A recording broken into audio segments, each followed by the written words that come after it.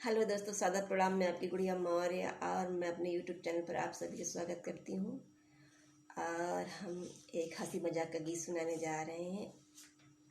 आप लोग लाइक share subscribe करें, कमेंट में ज़रूर बताएं।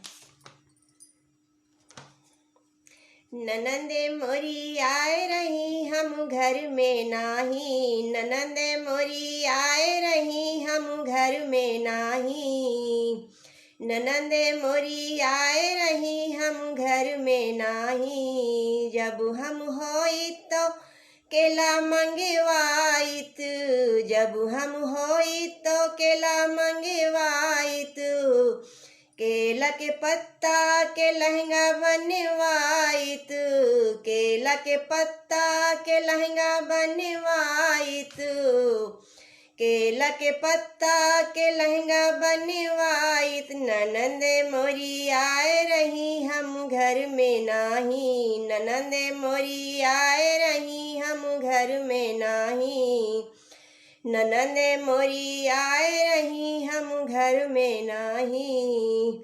जब हम होइत तो सांप मंगवाइत, जब हम होइत तो सांप मंगवाइत, जब हम होइत तो सांप मंगवाइत, सांप के लहंगा में नारा डलवाइत, सांप के लहंगा में नारा डलवाइत।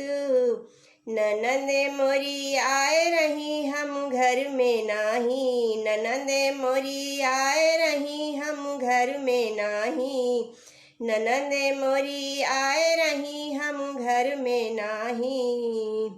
जब हम होइत तो बिच्छू मंगवाइत, जब हम होइत तो बिच्छू मंगवाइत, जब हम होइत तो बिच्छू मंगवाइत, बिच्छू का लहंगा में ठप्पा लगवाइत, बिच्छू का लहंगा में ठप्पा लगवाइत। ननंदे मोरी आए रही हम घर में नाही, ननंदे मोरी आए रही हम घर में नाही, ननंदे मोरी आए रही हम घर में नाही।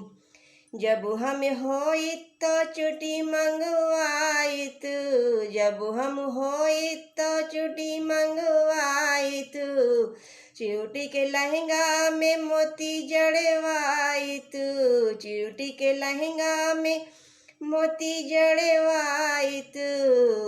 हरे अपने ननंदिया का हंस के पहिराइत, अपने ननंदिया का हंस के पहिराइत। ननंदे मोरी आए रही हम घर में नाही, ननंदे मोरी आए रही हम घर में नाही, ननंदे मोरी आए रही हम घर में नाही।